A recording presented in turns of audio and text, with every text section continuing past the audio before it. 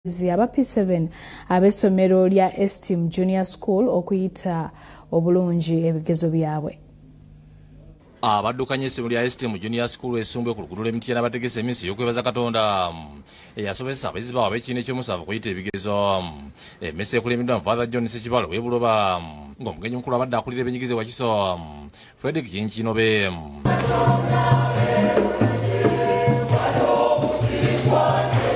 Father Ssekibalo asabye abazadde okufaayo ennyo ku baana b'obulenzi nga beguli ku baana b'obuwala n'ennyemiro olw'abasajja abasose okubabanga lubunani. Asabye abayizi okussa essira ku kusaba okukola ennyo n'okulembeza empisa bwe banaawangula. I have not found peace and good results with people whose trousers are tied around here. Kabila wekakoma wekola ki? Omutandisi w'essomero Estera Mondi awadde buli muyizi yafunye obubonero obuna emitwalo 5 buli omu ng'ate abasomesa bawadde obukadde 18 mu emitwalo 3 bazigabane kw'osa n'obukadde buno olw'abayizi 8 abafunye obubonero obuna. Kibawa amaanyi kati zino sente ze tuwadde bano abaana abato ba P7 bano abayise obulungi bagenda kugulamu ebintu ng'emifaliso, keesi, bitabo bijja kubayamba nnyo. Monde agamba nti nakikoze okuzzamu abasomesa amaanyi ne basobola okusomesa abayizi ng'emitima gibali wamu. Zibongeremu amaanyi bakole nnyo basomese nnyo. Manyi omusomesa bw'omuwa kyayagala atuula wamu n'akalira buli kimu aba asomesa bulungi. Ye Kinkino basiimye obukulembeze bwa Esteem Junior School bwagamba nti emu ku nsonga abayizi bakola bulungi buli mwaka.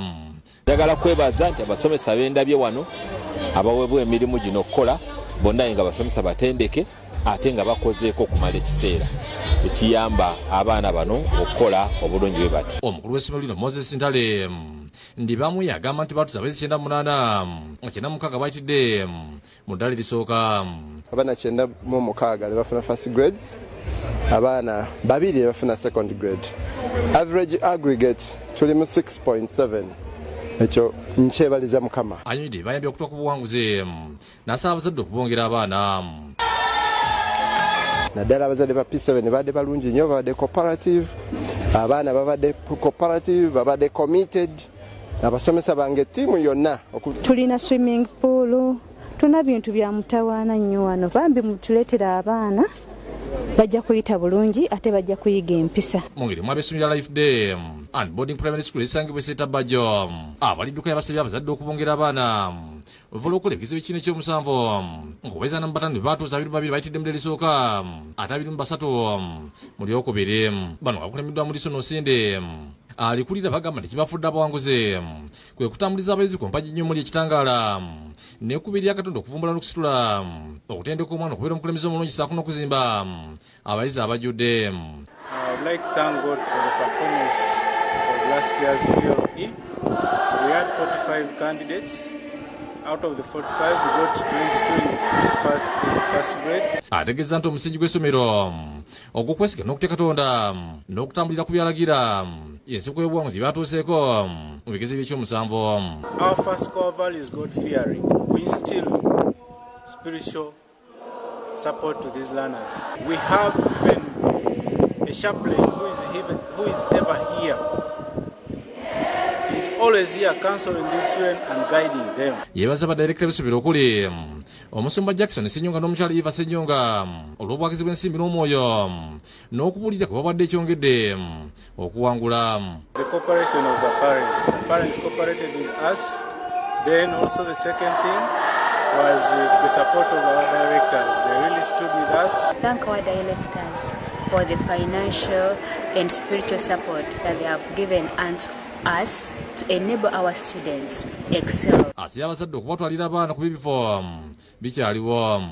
We request you add us more children because we have good facilities at Life Primary School. Our meals are good. Then our fees is very affordable. Amyoka akulira essomero Musana Justin yebaza Katonda olw'okuyisa abaana yebaza n'abasomesa olw'omutima gwe bakoze. Abasomesa ne ttiimu yonna yabadde ku ssomero yakoledde ddala butaweera okulaba nti bateekateeka abaana bano ekimala. Atulambuza ebisiro by'abaana n'agamba nti buli kimu kyawedde n'asaba abazadde okuleeta abaana. 22 ne bafuna first grade, 21 ne bafuna second grade, 2 bafunye third grade. Ekyo tukyebaliza Katonda era nkubiriza abazadde bonna abali eyo mutuwa abaana kubanga omulimu tukolera ddala. N'olw'ensonga eyo bazadde baffe abalungi mwenna abatulaba tweteeseteese dda okwongera okwaniriza abaana. Abamu ku bayizi abasize bannabe kuliko Wadiro Hashim yafunye obubonero 7, Tongirirwe Michel yafunye obubonero 7, ne Alina Ito Shadrack yafunye obubonero 8. Mungeri mwesanyiribuganya ab'amasomero ga GT Day Boarding Primary School nga bakungandi kutabye kuli na Mojjoro era mukono okujaguza obuwanguzi bwe batuzzeko mu kizibu ekibiina ky'omusanvu ey'omwaka oguwedde. Batuza abayizi 15 nga 45 bayitidde mu erisooka ate 20 bayitira mu lyokubiri. Bano banjulidde amyuka akulira ebyenjigiriza mukono Farida n'asala ekikopo kye bawangula mpaka z'okubala ezateekebwa University Makerere. Ono empaka eza mathematics contest ziteekebwa e Makerere University ez'abakugu ezo twazitabamuuko ne tuba omwana waffe Perera bamuyita Namubiri Perera yasinga. Tuwayizamu ne Perera Namubiro omu ku bayizi kubeta mpaka zino n'ayogera ekyabawanguza. Buno obuwanguzi nali suubira naye neebaza nnyo Mukama olw'okumpa amagezi n'ensobola okudda ne kino ekikugu ku ssomero lyaffe. Abasomesa bonna olwakino kye batukoledde okulaba buli mwana waffe atuuka ku buwanguzi. Atendereza omutindo gw'essomero gwe lituuseeko mu ndabika n'okuba nga liri mu kwakagasinga okukola obulungi ebigezo bya PLE. Kyekyo lwaki olwaleero tuzze wano nga twebaza Mukama olw'obuwanguzi bwe yatuwadde. Era ffe kati tuli bakakafu nti mu PLE wa 2022 tugenda kubeera bawanguzi n'okukirawo. Haji Medi Mukwaya nannyini masomero ga GT azira abazadde bamwongera abaana bagenda okumaliza ebigezo by'ekibiina ky'omusanvu nga bakugo. Kampasi ziri 3 tulina Namodyo kampasi y'Emain Branch wano otusanze nga tujjaganye wano so yani Main Branch nawo ne kampasi ndala ey'Embayala nawo weere kampasi la VIP Mukono pozi n'ekirala nkubiriza nga nsaba abaana njagala abaana bo mbagalira ddala kubanga kampasi 3 njabaagala ate yatuwagazi. Amasomero ga GT gye buvudde gafuna ekirabo eky'okukira okumalira mu buyonjo n'okulabirira obulungi abayizi. Mukwaya agambye n'akatabo ka PLE kabayambye nnyo mu kuyisa abaana. Kubanga batuwa pasipiri tubwaganyo naye tumukozesa nnyo ne bagiridde amaaso nga bakwaki nga bagiridde amaaso nga bakyamutuwa.